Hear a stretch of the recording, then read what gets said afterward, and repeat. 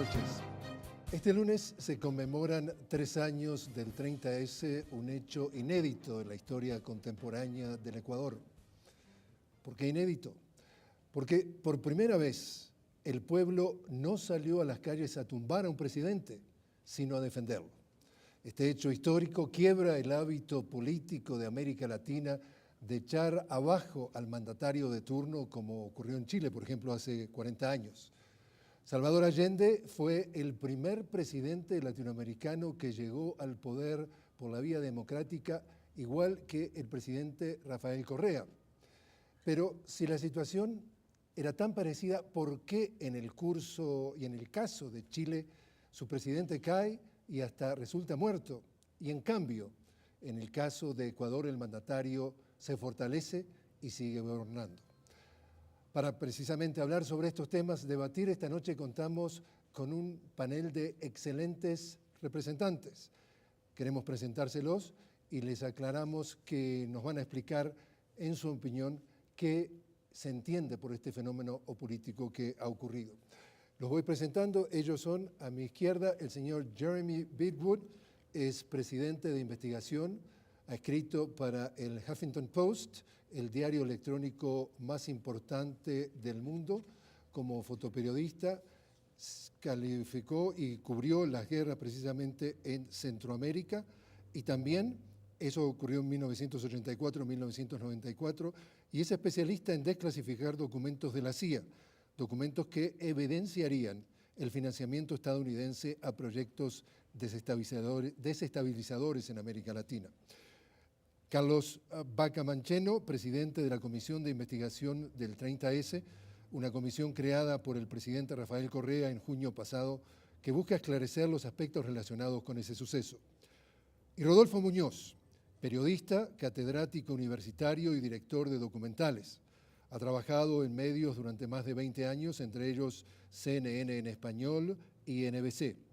Es el director del documental Muchedumbre 30S, que justamente narra los hechos sucedidos en esa fecha.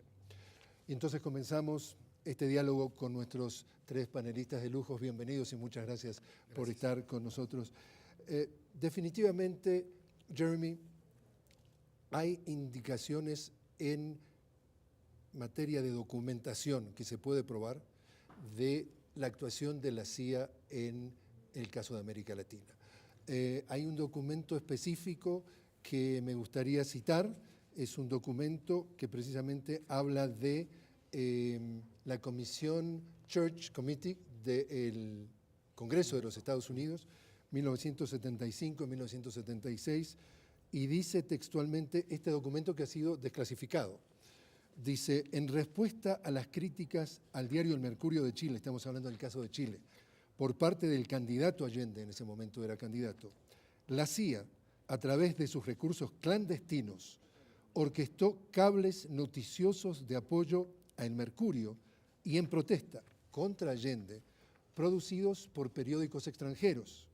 También una declaración de protesta contra Allende por parte de la Asociación de la Prensa Internacional y cobertura mundial de la protesta contra Allende realizada por la Asociación de Prensa Internacional. Mi pregunta entonces, Jeremy, es: estas acciones clandestinas de la CIA, en el caso particular de Chile, ¿fueron hechos excepcionales o esto es un patrón que se ha repetido en otras ocasiones en nuestra América Latina? Es un patrón que se ha repetido en varios países. Empieza mucho antes de lo de Allende. Empieza, digamos, podemos hablar de la golpe en contra del presidente Arbenz en Guatemala en 1954.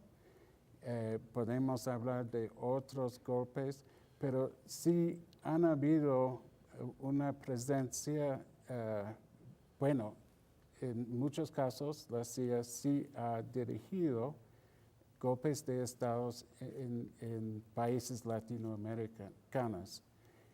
Como intentaron, por ejemplo, tenemos documentos sobre su involucramiento en el golpe en contra del presidente Chávez, por ejemplo. Una pequeña interrupción. Esos documentos se obtienen a través de, La acta de libertad. es decir, que los ciudadanos estadounidenses tienen el derecho a pedir que se desclasifiquen, que se hagan públicos documentos privados. Bueno, son documentos del gobierno, entonces... Privados en el sentido, sí, confidenciales sí, en el sentido. Sí. Y supuestamente, bueno, después del Church Commission, que fue famoso, la ley de la acta de libertad de conseguir documentos, esta ley empieza a trabajar muy bien y se puede sacar bastante información del gobierno de los Estados Unidos. A veces hay información que no quieren dar y esta información, bueno, usualmente aparece, o sea, en unas líneas tachadas, es decir, sí, con tachadura, por completamente, decirlo de sí, alguna sí, forma. sí. Pero es un derecho de los ciudadanos en los Estados Unidos buscar documentos por esta manera. Y eso es lo que yo hago. Y tienen que cumplir un mínimo de tiempo. No se puede revelar un documento del gobierno en meses siguientes, sino tienen que pasar un mínimo de tiempo. Eso es muy variable. Los Estados Unidos tiene un gobierno bastante complicado y cada entidad tiene sus propias reglas. Entonces, a veces es posible sacar documentos 3 semanas después de haber sido producidos. Y hay otros que pasan hasta 10 años y esperan que pasen 10 años para recién revelarlos. Bueno, y a veces hay documentos que no se puede conseguir. Y en algunas veces han pasado como 20 años en estos casos. Entonces, a veces se puede conseguir cosas y a veces no. Pero es mejor tener una ley así que no tener una ley así. Otra pregunta, Jeremy. ¿Cuán complejo es el mecanismo entre los diferentes entes o entidades de los Estados Unidos en cuanto a cómo se organizan para eventualmente intentar influir en la vida de América Latina? Bueno, eso también es bastante complicado. Lo que pasó durante el tiempo de Allende, por ejemplo, la CIA estaba en control de propaganda, de operaciones y análisis. Después de los años como los 80s, la propaganda se fue de la CIA a otras organizaciones como es la NED, National Endowment for Democracy, la USAID. Que acá en América Latina le decimos la USAID. La USAID. También hubo una organización, hubo una entidad que se llama la UCIS y también el Departamento de Estado también hizo su propia, también hace su propia propaganda. Y todas estas organizaciones también tienen subcontratistas, o sea, no trabajan en sí en un dado país, un país dado. Trabajan con ONGs que a veces no se da cuenta que un tal ONG está financiada por una de estas entidades. Sí, entonces es mucho más complejo ahora que era antes, pero es el mismo patrón. ¿Hay de alguna forma rivalidades entre estas entidades? Es decir, por ejemplo, que se puede dar que el Departamento de Estado quisiera influir en algo de la vida de un país latinoamericano, pero al mismo tiempo la USAID quiere hacer lo mismo y entonces puede haber desajustes.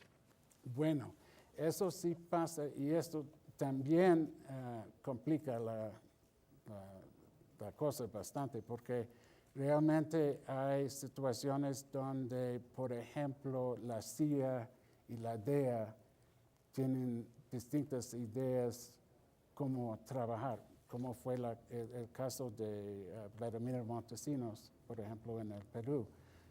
La CIA quería trabajar con Vladimir Montesinos, la DEA no. En Colombia también, territorialmente, quizás sí. una de estas entidades maneja una parte del país. Sí. En ese sentido, bueno, en el norte de Colombia,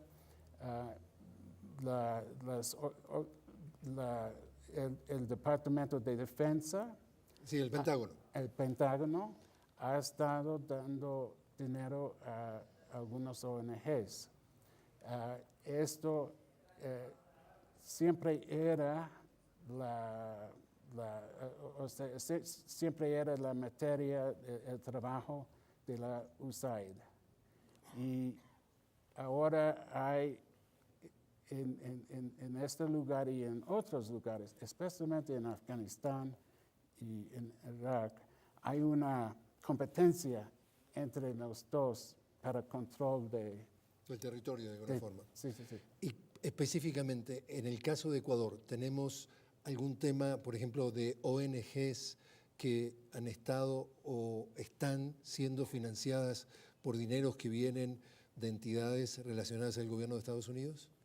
Bueno, lo que sí tenemos es que la NED está... Otra vez, el National Endowment for Democracy está dando algunos fondos a un ONG y también al International Republican Institute, que es una organización que forma parte de la NED.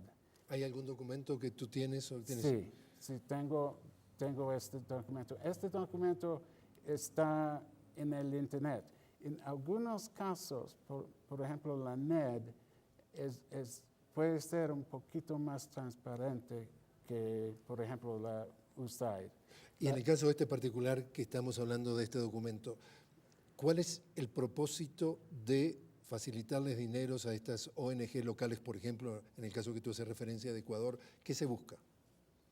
Bueno, depende en el tema, pero si es para periodistas, puede buscar un acercamiento entre la prensa y el gobierno de los Estados Unidos. Eso puede ser, o puede ser otra cosa, pero es muy importante para los Estados Unidos tener un nexo. Los Estados Unidos, a ellos les gustan tener nexos no solamente con los de arriba, sino... a nivel más, sí. más los pies sobre la tierra. Sí. Y así trabajan. O sea, es una manera de trabajar muy inteligente. Carlos, tú estás en la comisión precisamente del 30S, una comisión que fue creada en el mes de junio, apenas 3 meses, digamos así. ¿Qué resultados, si alguno, relevantes o de importancia ha podido detectar la comisión al día de hoy? Gracias, Jorge. La comisión ha detectado, la comisión ha confirmado que el tema del 30 de septiembre no fue un hecho casual, no fue aquello que en un momento determinado se pretendió posicionar por algunos medios de comunicación que actuaban como actores políticos, en que se pretendió decir que fue una reclamación laboral. La comisión ha podido determinar con claridad, con precisión, algunos datos ya concretos respecto de cómo confluyeron varias hipótesis y cómo confluyeron varios factores en el intento de golpe de Estado. ¿Cómo, por ejemplo? Por ejemplo, la presencia de actores políticos y la activación que esos actores políticos hicieron manipulando y desinformando a través de medios de comunicación, pero también a través de un sistema alternativo de comunicación, entre comillas, que eran pasquines, documentos sin firma que circulaban entre los policías y los militares, para precisamente generar el ambiente que provoque la desestabilización y que provoque que se produzca el golpe de Estado. Esos pasquines, por decirlo de esa forma, como decías, circulaban días antes o semanas antes. Circularon varios meses antes. Hay pasquines que se remontan a principios del año 2010, hablando del 30 de septiembre, porque este sistema de pasquines es algo que demuestra también otra hipótesis, otro factor que confluye en el 30 de septiembre, es que no hubo una respuesta institucional, no había una respuesta institucional de las dos fuerzas, tanto de la policial como de la militar, para parar esta rueda de rumores que se daban a través de los pasquines y que deslegitimaban efectivamente a la autoridad política y a las autoridades y a los mandos institucionales. O sea, acá no se levantaron una mañana, un día que se llamaba el 30 de septiembre y dijeron, ¿qué vamos a hacer esta mañana? Vamos a reclamar y vamos a intentar un golpe de Estado. No, Esto de ha ninguna sido forma. distinto. No, de ninguna forma. Esto se vincula, por ejemplo, al hecho, de que lo menciona Jeremy, eso se vincula al hecho, por ejemplo, de cómo funcionaban y cómo funcionaron los sistemas de información del Estado, los servicios de inteligencia, digamos, de alguna forma, y la íntima vinculación que eso tenía con lo que ocurrió en el tema, por ejemplo, de Angostura y de la comisión que se creó para investigar el funcionamiento de esos servicios de inteligencia, en los que se veía claramente que habían servicios de inteligencia de las fuerzas ecuatorianas que tenían algunos niveles de dependencia, si deberíamos decirlo de alguna manera, non santos, con servicios de inteligencia extranjeros. A ti personalmente, de todo lo que has podido detectar o descubrir, ¿qué es lo que tú consideras que es lo más relevante, lo que te impactó más hasta el momento? Bueno, a ver, hay dos cosas que son fundamentales, que son relevantes, que creo que es necesario que el país empiece a conocerlos. Con la aclaración de que la comisión continúa su tarea y va a continuar su tarea por 3 meses más aproximadamente, y vamos a presentar un informe de todo lo que hemos recaudado. Pero hay dos elementos que son fundamentales. El primero es la presencia de actores políticos, claramente identificados en esta manipulación y claramente actuando el 30 de septiembre con el propósito de generar la desestabilización y el golpe de Estado. Claramente. 1, 2. Y el segundo, el momento en que se produce el intento de golpe de Estado, el momento en que se producen estos actos de violencia que desencadenan en 3 hechos que son gravísimos para cualquier país y para cualquier democracia: el secuestro del presidente, la imposibilidad de que el presidente pueda tener físicamente la capacidad de moverse y de salir con libertad a gobernar, el intento de golpe de Estado en sí mismo, y después el intento cómo se develan y cómo se desarrollan los hechos de violencia en la que se agreden a ciudadanos y se agrede a la gente que iba a defender a la democracia.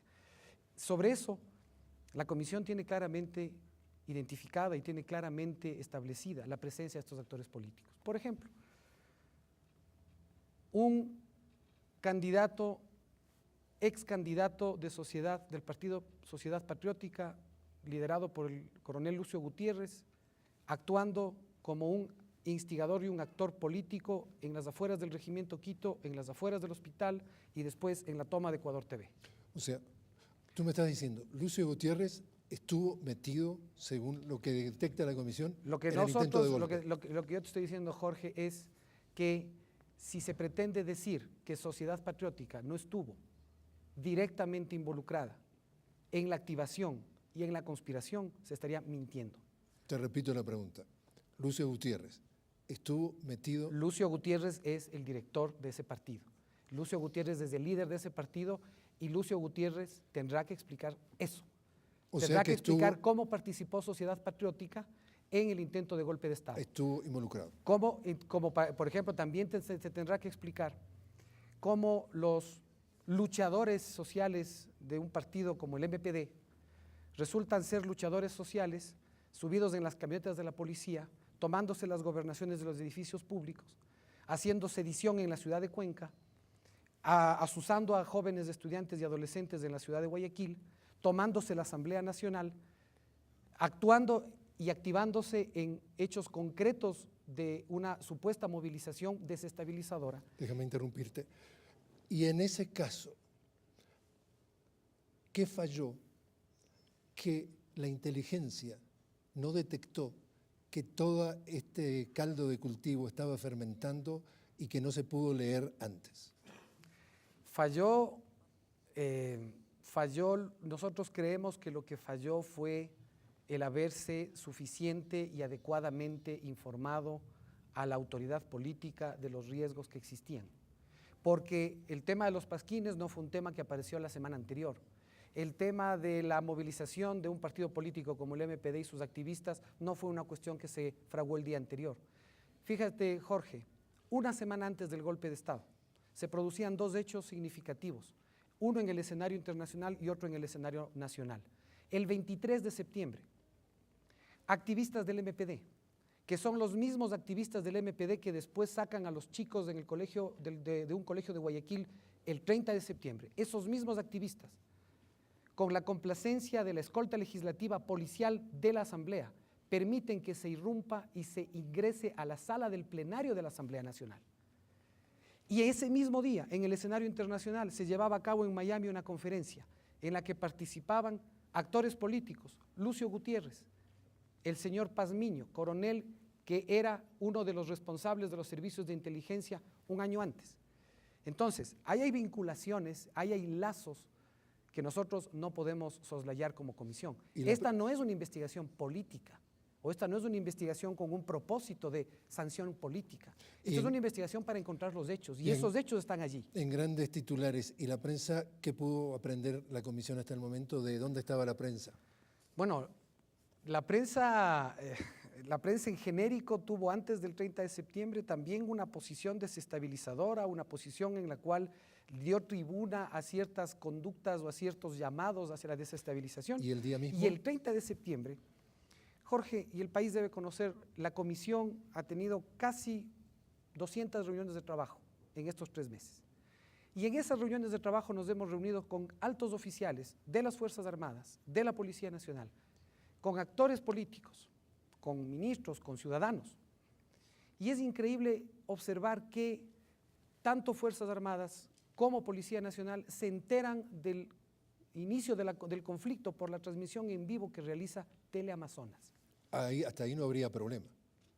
Claro, hasta ahí no habría problema, excepto que la microonda que se pone dentro de ese canal, que se pone para sacar al aire en vivo y en directo el conflicto y regarlo a nivel nacional, es una microonda que ingresa al cuartel policial.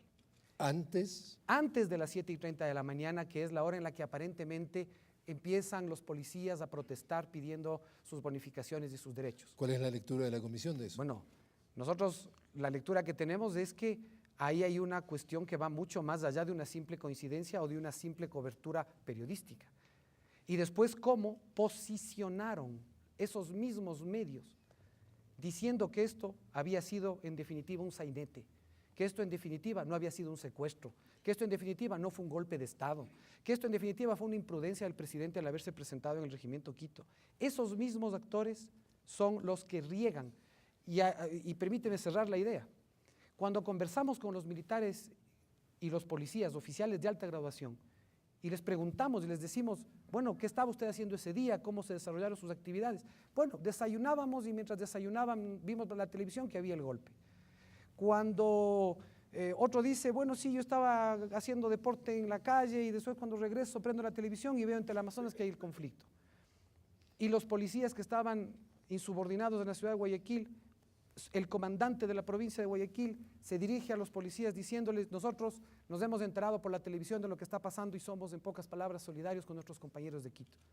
Automáticamente se produce un incendio en todo el país y después, un par de horas más tarde, empiezan los saqueos, empiezan las agresiones físicas, se produce el secuestro del presidente. Eso, desde nuestra perspectiva, eso no es una coincidencia. Entonces, Carlos, le quiero preguntar a mi colega, precisamente Rodolfo, cuéntame, en tu opinión, ¿cuánto poder ejercieron ese día los medios de comunicación el 30S?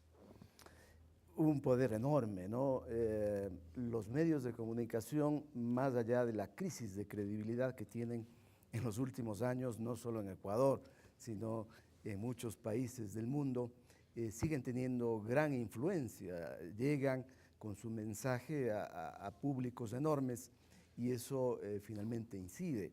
¿no? En la línea de lo que comenta Carlos, hay que recordar que periodistas que ingresan con enorme facilidad ese día al cuartel, ¿no? Tienen desde los estudios donde transmiten su programación noticiosa, incluso recomendaciones extrañas como, por ejemplo, dice uno de los anchors de un programa de noticias explícitamente a sus camarógrafos, tengan cuidado, por favor, no enfoquen los rostros de los policías que están protestando, porque eso luego puede traer algún tipo de consecuencias en su contra. Yo digo, ¿y quién dirige esto? ¿Es parte de una estrategia? ¿Se pusieron de acuerdo? ¿Qué está aconteciendo? ¿No? Así como incluso es extraño, Jorge, saber meses después que el productor ejecutivo de una estación televisora local advierte a una colega ecuatoriana que tiene funciones directivas en un canal cuya sede está en Bogotá y le dice, ten en cuenta, en los próximos días van a ocurrir cosas graves en el país, debes estar alerta, ¿no? Entonces, eso llama muchísimo la atención, o también aquel colega periodista que paladinamente informa al Ecuador entero haber recibido información fidedigna, reservada, confiable de algún militar que le informa que gran parte de las Fuerzas Armadas, especialmente el Ejército, se sumaban a la protesta de la policía. ¿No? Él habla de gran parte de las Fuerzas Armadas. O sea que está editorializando. Así es, y el Ejército tiene en el país más o menos 80.000 hombres. Eso significa que esa gran parte debe ser por lo menos el 50%. Hablaríamos de 40.000 individuos del Ejército que se aprestaban a sumarse a aquella azonada, ¿no? Entonces, creo que la incidencia de los medios en ese día fue muy importante, pero te diría que no todos los medios estuvieron advertidos de esta circunstancia. Para muchos esto resultó sorpresivo, ¿no? Nos tomaron, en mi caso, por ejemplo, yo pude advertir lo que estaba ocurriendo precisamente a partir de las transmisiones que ya hacía la televisión en vivo y en directo. Y claro… Lo que decía Carlos, desde adentro del cuartel policial. Desde adentro del cuartel policial. Y del punto de vista profesional, como periodista, pero también como ciudadano, ¿cómo viviste esa jornada y si la manera en la que tú reportaste e informaste tuvo algo que ver con tu salida en CNN? Yo debí reportar todo lo que había acontecido a lo largo del día. CNN tuvo la decisión de engancharse a la señal en vivo que tenía la televisión local y quedé de alguna manera atrapado dentro de mi propia oficina, ¿no? Mirando la televisión, recibiendo reportes que me ofrecían los colegas que trabajan en mi equipo, ¿no? Y para mí… En tu equipo local. Mi equipo local. Y eso realmente… para nosotros nos generaba un impacto enorme porque tú sabes que en Ecuador hemos debido reportar en diversas oportunidades procesos de derrocamientos presidenciales, ¿no? O sea, en ese momento el canal para el cual tú estabas trabajando, CNN, toma la señal de un canal local y lo empieza a transmitir internacionalmente. Esto, de alguna forma, para el público que no está necesariamente familiarizado, podemos aclarar de que la compañía CNN tiene acuerdos en cada país con un canal local para que en caso de que suceda lo que ellos llaman una noticia de último momento, puedan absolutamente apretar un botón, tomar la señal de ese canal local hasta que eventualmente puedan enviar su propio equipo de cobertura y empiezan a cubrir lo que está sucediendo. En este caso, cuando toman la señal de un canal local, el mundo y los ecuatorianos te ponen a ti en una posición difícil porque están de alguna forma proyectando una versión con la cual ¿Tú tienes problemas? Una versión que además se complementaba con informes directos que yo tenía de mi equipo que llega hasta el lugar de los hechos, ¿no? Nosotros desplazamos 3 cámaras de video a registrar ya los acontecimientos. Ellos también eran mi fuente informativa, aparte de lo que se podía ver en la televisión. Pero te recuerdo que aquí en Ecuador, por fortuna también ya hay medios públicos y estos también ofrecían una perspectiva de lo que estaba aconteciendo y por tanto era posible balancear la información que estaba ocurriendo. ¿No? A la tarde, aproximadamente 5 de la tarde, aquí ocurre que la base aérea que había estado controlada por más o menos 300 hombres del ejército, ¿no? Finalmente es liberada bajo un acuerdo que logran las autoridades y yo entonces informo aquello internacionalmente a través de la cadena para la que trabajaba y eso produce que internamente alguien me diga, pero tú estás disminuyendo el impacto de los hechos son mucho o sea, ese más viene graves. De Atlanta. ¿No? Entonces, ese alguien viene desde Atlanta. Ese alguien viene desde Atlanta, ¿no? Ellos creían que yo pretendía desactivar informativamente lo que estaba ocurriendo o probablemente estaba afectando quizá el propio sentir que tenía ese alguien desde Atlanta que habría preferido de que esto tuviera una rápida ejecución como había ocurrido en procesos anteriores, ¿no? Entonces, a mí me sorprendió esa circunstancia y advertí de que no solamente había ese ánimo profesional de informar lo que ocurre en un país, sino que también había incluso un deseo de que se descalabre un proceso democrático que vive el Ecuador, ¿no? Y que son solamente los ecuatorianos quienes deben definir si hay o no continuidad de un proceso de cambio inédito también en Ecuador y que muchos segmentos de la prensa nacional e internacional se niegan a reconocer. ¿Y eso motivó tu desvinculación? Mi desvinculación ocurre en primera instancia por aquello y 2 días después acontece que circula un mail, ¿no? En las redes sociales de un ciudadano que dice ser médico, afirma haber estado dentro del hospital de la Policía Nacional y concluye que el presidente de la República pudo haber salido en el momento en que él hubiera deseado, ¿no? Eso circula así. Yo, dado que tuve a mi equipo grabando lo que aconteció, dado que estaba suficientemente informado, yo me niego a creer esa versión. No obstante, una funcionaria desde Atlanta llama a este corresponsal y le dice, los jefes dicen que tienes que hacer o que hacer, ¿no? Un reporte con esa versión que circula en las redes sociales. Yo le respondo, lamento decirte que yo no puedo hacer una información de esa característica porque yo tengo que ver a los ojos de quien está formulando tal declaración y además debo contrastar con otros, porque supongo que esa había sido en algún momento la línea editorial que tenía CNN, y no solo CNN, yo tengo el principio que creo que debe prevalecer de que si habla Dios, que también tenga la oportunidad de hablar el diablo, ¿no? Eso nos lleva periodísticamente a poder entender un acontecimiento. Jeremy, precisamente en función de lo que dice Rodolfo, nosotros tuvimos oportunidad de hablar en Washington, donde tú vives, yo vivo, con Alex Main. Sí. Alex es un analista de una organización no gubernamental que se llama CEPR, Center for Economic and Policy Research.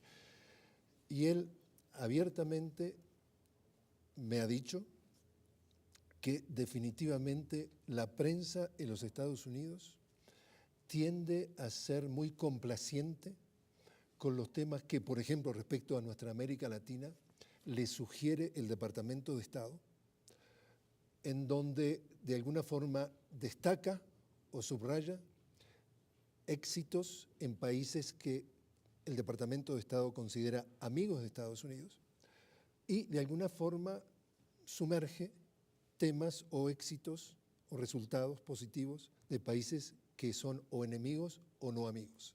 Y que definitivamente, según Alex Main, las grandes cadenas, estamos hablando de ABC, NBC, CBS, Fox, CNN, todas las que se te ocurran, son muy obedientes.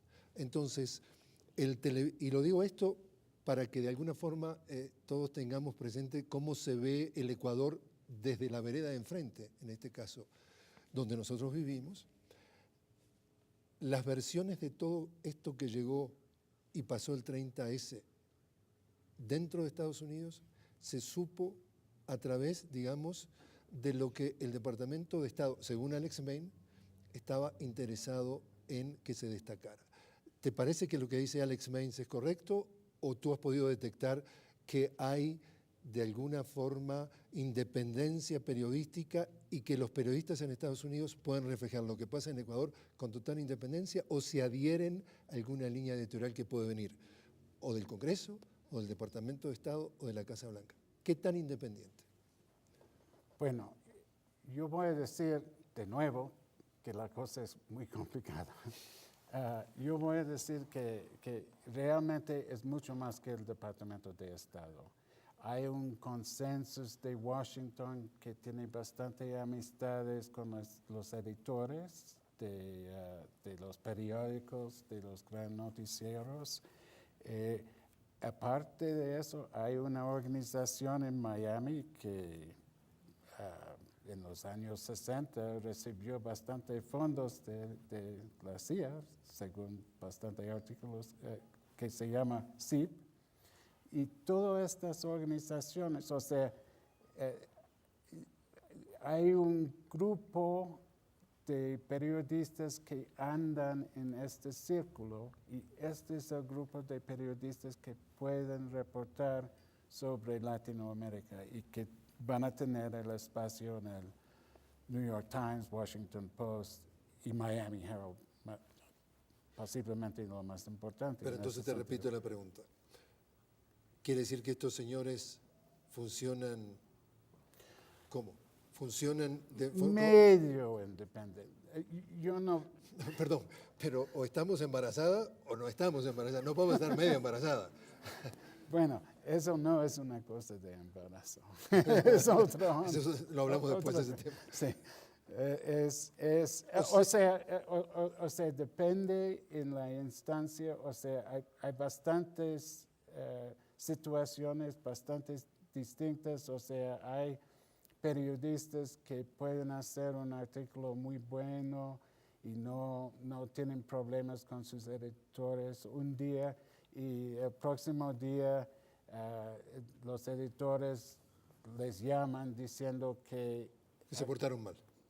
O que dijeron la verdad y se portaron mal. Eso puede ser, pero usualmente llamaron a decir que aquí está la historia, hay que cubrir tal historia y si el periodista está trabajando en un país de Latinoamérica. Como le pasó al señor Muñoz. Sí. Pero si es un gringo, se va a la embajada para escuchar la versión gringa de la historia. En este caso, estamos hablando de la influencia del Departamento de Estado encima de los periodistas gringos. Pero aparte de eso, hay bastante organizaciones dentro del gobierno de los Estados Unidos, entidades dentro, que siempre han trabajado con los periodistas en programas de entrenamiento, etcétera, etcétera. A mí me gustaría compartir con ustedes, porque salimos a las calles en los días recientes y precisamente recogimos testimonios de personas que habían estado participando de ese 30S, que salieron a las calles de alguna forma a rescatar al presidente. Estamos hablando de una ama de casa, estamos hablando de una maestra, estamos hablando de un padre de familia, y escuchemos lo que tuvieron que decirnos. ¿Por qué saliste a la calle el 30S? El 30 de septiembre del 2010 yo creo que fue una obligación de todas las personas que estábamos conscientes de que habíamos entrado en un proceso de cambio. Y era una obligación de ciudadanos salir a defender la democracia. Los derechos que tenemos todos los ecuatorianos de tener un país libre y soberano con el que tenemos actualmente. Eso fue la conciencia, lo hice por amor a mi patria, por amor a este país. Estaba pasando algo muy grave en el país, especialmente amenazada la democracia.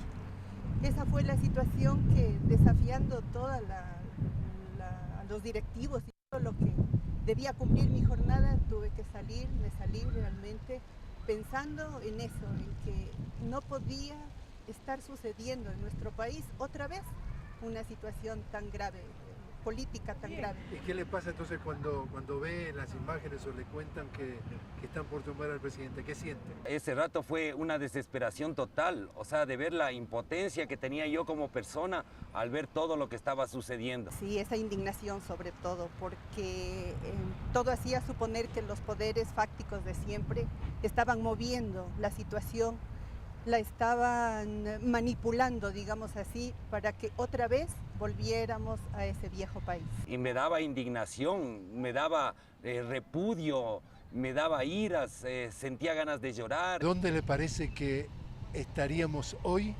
si personas como usted no hubieran salido a la calle ese 30S? Creo que posiblemente, ¿no?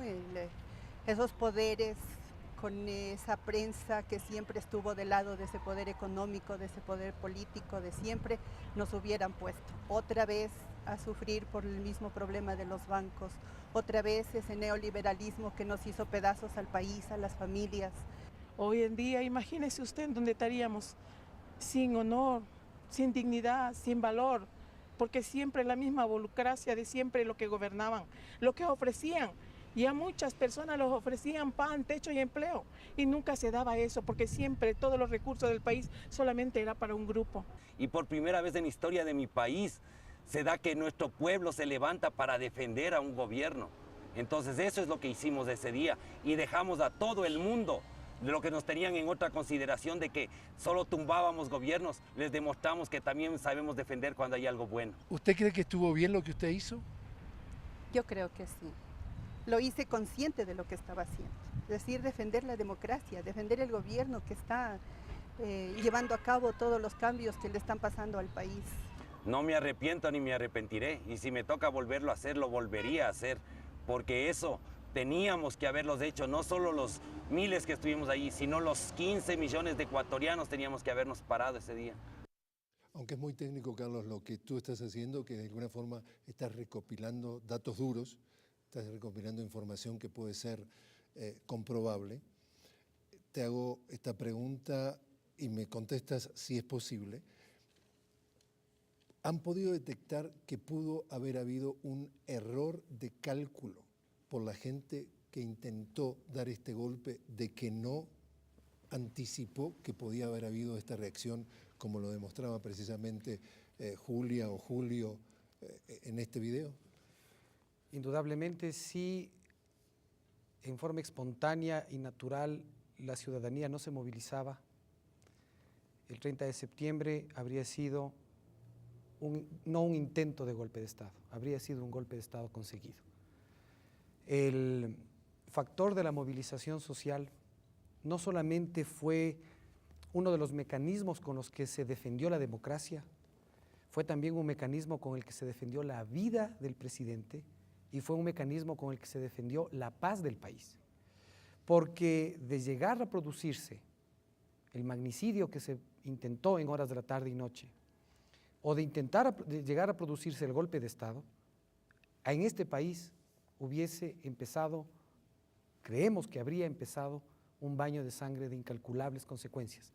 Porque había un pueblo movilizado que, ante el llamado de defender su democracia, se fue a exponer a la más brutal de las violencias, a la más sanguinaria de las violencias, y aún así, con valor, con decisión, avanzó hacia el hospital y permaneció en el hospital hasta la misma hora en la que el presidente de la República era rescatado por las fuerzas militares y con el apoyo de algunos grupos de élite de la policía. Y eso nadie lo pudo haber anticipado. Eso no se pudo haber anticipado, como tampoco pudieron haber anticipado en la planificación de la conspiración golpista que el presidente de la República, en lugar de quedarse encerrado en Carondelet como prisionero de una torre, haya tomado la determinación de ir al regimiento Quito y hablar directamente con quienes estaban supuestamente haciendo una protesta laboral. Y aquí yo quiero mencionar algo. Yo sé que me salgo un poquito de la pregunta, Jorge. Pero, que es muy de la gente que nosotros entrevistamos, Fernando. Perdóname que me salga un poquito de la pregunta, pero ¿cómo podemos evitar que vuelva a pasar? ¿Cómo puede este país saber que puede contar con una democracia y con una tradición democrática sostenible en el tiempo? Y la única manera de saber que esto no puede volver a ocurrir es a través de la justicia, de la verdad. No puede ser posible, Jorge, no puede ser posible en este país que se haya montado un verdadero aparato monstruoso para generar impunidad. Aquí están la lista de 90 policías de la Dirección de Inteligencia y de otras direcciones de la Policía Nacional que colonizaron la investigación. ¿Qué quiere decir colonizaron? Quiere decir una cosa muy simple. Al día siguiente del 30 de septiembre, Jorge, el 1 de octubre del 2010, el ex fiscal general del Estado fue a la Dirección General de Inteligencia de la Policía y les pidió a los propios policías que hagan la investigación, a los propios policías que estaban involucrados en los hechos que posteriormente han demostrado que existió un intento de magnicidio, O sea, de golpe en de vez de Estado. ser parte de la asociación, eran parte del problema. Claro, ¿y cómo funcionaron estos más de 90 miembros de la institución policial? A cada fiscal le asignaban un grupo de 4 o 5 personas, policías, que hacían las tareas de la fiscalía. Tomaban versiones, hacían reconocimientos, revisaban videos, hacían análisis de documentos. Y lo que eso convirtió, esa estructura lo que le convirtió a la fiscalía es un ente puramente decorativo de las investigaciones. La investigación la llevó a cabo el propio cuerpo policial, que es el cuerpo policial que le debió haber advertido y alertado al poder político de que había un intento de golpe de Estado con anticipación. Te pongo la pregunta de esta manera. Eso claramente refleja la debilidad de la institución. Así es, esa es una de nuestras hipótesis, una debilidad institucional. Pasan 3 años. ¿Dónde está precisamente la fortaleza o la debilidad de las instituciones hoy respecto a hace? Bueno, hoy tenemos un nuevo fiscal general del Estado. Hoy hay un fiscal general del Estado distinto. ¿Y la corrupción policial? Que no es ese fiscal. Hoy tenemos un proceso de transformación que tiene y que necesariamente ha empezado a topar a esas fuerzas, tanto policial como militar, en un proceso de transformación constitucional y democrática. Y tenemos un ministro del Interior y tenemos un Ministerio de Justicia y tenemos un organismos públicos que han entendido la magnitud de este tema y están haciendo la tarea de transparentar, de acomodar estas fuerzas al nuevo ordenamiento constitucional. Déjame hacerle la pregunta ahora precisamente. ¿Tú me puedes decir que parte del funcionamiento de una sociedad tiene que ver con las instituciones, como dice Carlos, y el fortalecimiento de las instituciones, pero también tiene que ver, digamos, con la moralidad, con los principios éticos y morales del individuo? Es decir, él quiere que su país sea de determinada manera y lo vive de esa manera. ¿Tú percibes que algo ha cambiado desde el 30S a hoy en cuanto a la actitud del ciudadano promedio? Sí, el ciudadano ha valorado más lo que es la democracia.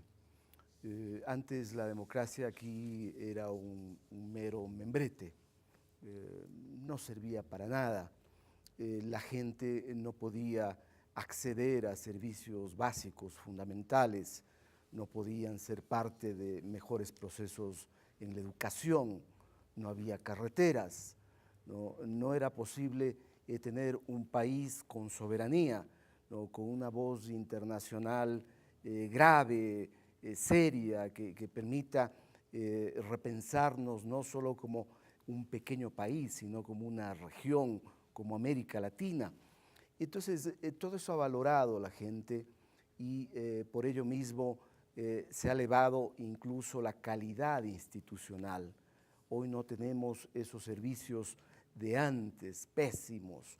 Lo público aquí era sinónimo de lo peor. Entonces, una gestión política de esa naturaleza, una gestión gubernamental, ha elevado la posibilidad de que el ciudadano entienda mejor qué es la democracia, cómo debe participar en democracia y, en consecuencia, la gente a la que tú entrevistas dice: yo estoy de nuevo dispuesta a salir el momento en que sea necesario defender esto que hemos construido, porque el país pasó de tumbo en tumbo, estuvo siempre acumulando frustraciones, ¿no? La esperanza era que no podía estar dentro del diccionario común de la gente.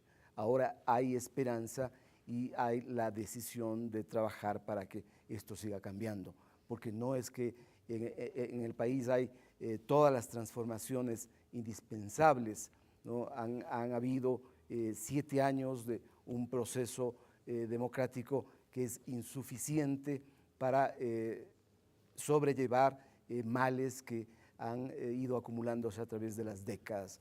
Entonces, creo que la gente ha mejorado en Carlos, ese sentido. aunque no le hice la pregunta, se contestó la pregunta solo cuando tú decías voy a hacer un pequeño desvío, y era si esto se podía repetir o no, tú decías, analizabas ese punto. Entonces yo te pregunto a ti, Rodolfo, y desde el punto de vista de lo que ha pasado con los medios de comunicación, que hay por lo menos consenso en que fueron un protagonista importante, si no central, en este tema. ¿Ha cambiado algo? Es decir, ¿se podría repetir el mismo patrón y los medios de comunicación podrían calcar lo que pasó hace 3 años? No hay que culparle solamente a los medios de comunicación de su accionar. Esto es el resultado de la crisis política que hemos vivido. Los partidos, la partidocracia, como aquí se llama, no pudo estar a la altura de las necesidades de la nación y fueron cada vez perdiendo credibilidad. Esto produjo que los medios de comunicación, algunos comunicadores en particular, ocuparan los espacios que debían ocupar los directores de los partidos políticos, y ellos mismos entonces se convirtieron en líderes de una oposición. No ha mejorado la circunstancia de los partidos políticos, siguen siendo desprestigiados, débiles, sin respaldo popular, y por tanto el escenario, la arena desde donde es posible emitir posiciones políticas de oposición, siguen siendo los medios de comunicación. Y claro, algo habrán reflexionado también de lo que significó esa fecha y de lo necesario que es para todos mantener procesos estables. Creo que en América Latina ha habido también experiencias positivas de mantener procesos democráticos de largo plazo, y creo que los comunicadores, los medios, debemos entender que no hay otro mejor camino para sacar al país adelante. Me prometen los tres que me van a dar una conclusión en 20 palabras o menos, no, una conclusión corta. Conclusión para terminar, para cerrar el programa. ¿Qué es lo que te gustaría dejar como mensaje al final de esta hora de conversación?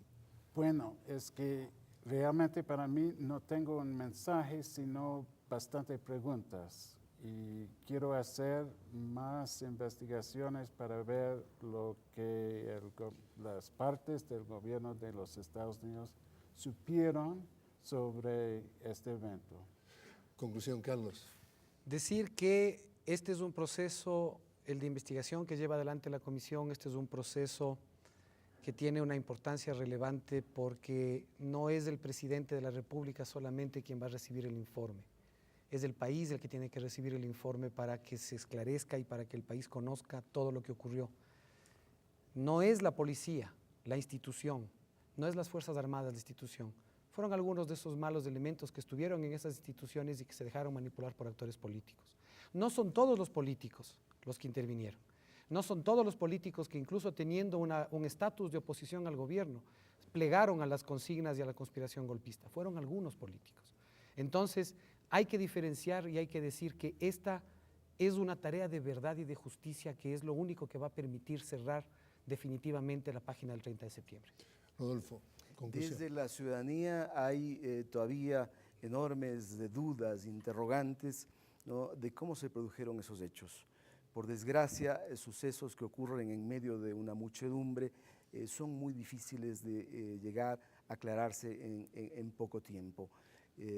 Creo que más que una conclusión es una invocación, un animar a la comisión encargada de trabajar este hecho para que pongan de sí todo lo que sea posible para que el Ecuador sepa exactamente la verdad y sepa también contemplar un trabajo apropiado de los jueces dictando sentencia en los casos que deban dictar, porque de por medio hay el dolor de familiares que vieron morir a los suyos, de heridos que no han podido reponerse hasta hoy, que están inválidos, y que esto ha generado no solo esa herida física en las personas, sino una herida en la historia del país.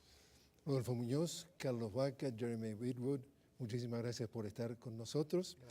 Y de esta forma y con estas reflexiones nos despedimos. Gracias por habernos acompañado en Democracia, Medios y Poder, este especial para Ecuador Televisión. Les habló Jorge Gestoso. Tengan muy buenas noches.